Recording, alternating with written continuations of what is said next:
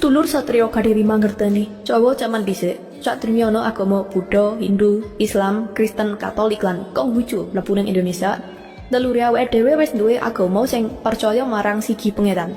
Agama iki disebut agama Kapitayan utawa agama Jawi. Iki atus sadurunge ana agama-agama liyane rene.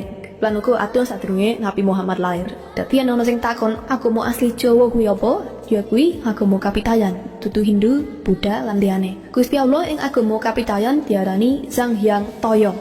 Toyo tegese suwung utawa kosong. Pangeran ing agama Kapitayan iku ora iso dikembarake.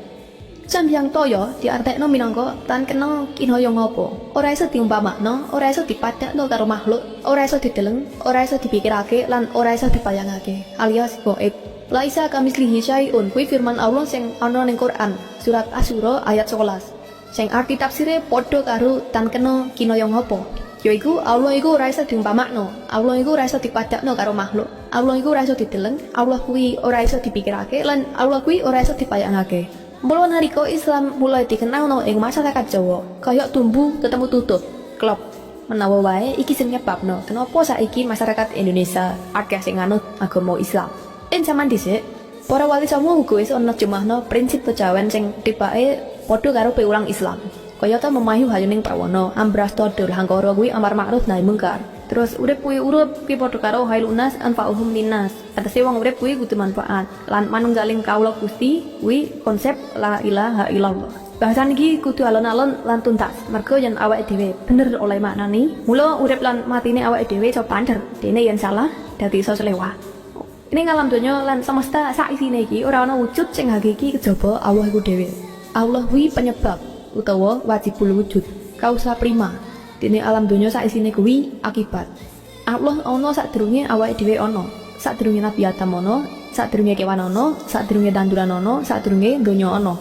Mula sejatine kabeh makhluk sing rupa awake dhewe iki ora ana kejaba Allah iku dhewe. La mawujuda bihakin ilallah. Ora ana sing wujud kuwi mawujud kejaba Allah. Aku ora iso weruh Allah, neng aku iso weruh makhluk. Nalika aku kenal makhluk, aku dadi kenal Allah. Iki diarani waidatus syuhud. Mergo kabeh wis ana, mula aku mung iso yakin lan mung iso nyekseni. Ngerti banjur ikrar kelawan lisan dadi asyhadu alla ilaha illallah.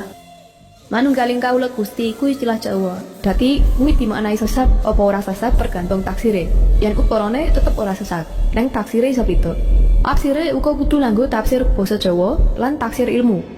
Manunggal ing kawula Gusti kuwi sejatine konsep jajat wong Jawa jaman dhisik. Sing diajarno Wali Songo termasuk Syekh Siti Jenar barang wong Jawa kanggo memahami Islam. Mula kudu urut, yen ora urut iso kepleset. Manunggal kuwi sawiji.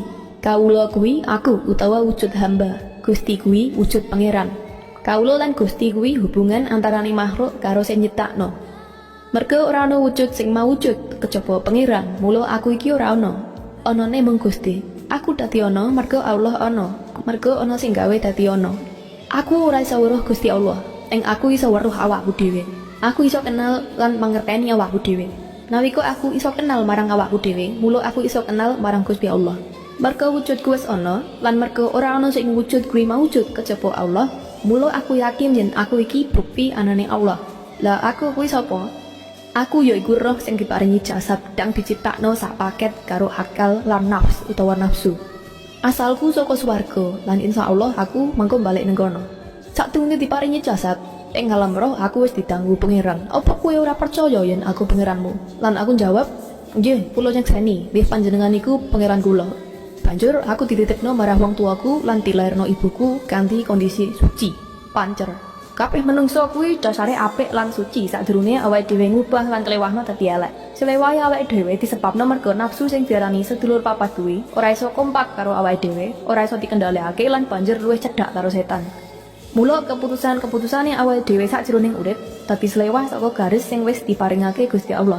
Mula ben ora selewah, awake dhewe kudu manunggal karo Gusti Allah. Kudu manunggal selaras segaris karo roh sing suci. Bapakan iki kok ditegesake maneh lewat surat Al-Fatihah, iya kana kudu wa iya kana stain. Selamat datang di YouTube Wateske Dirinet dan Facebook Satrio Hadini. Media sosial yang penuh dengan nuansa hiburan dan informasi yang bermanfaat.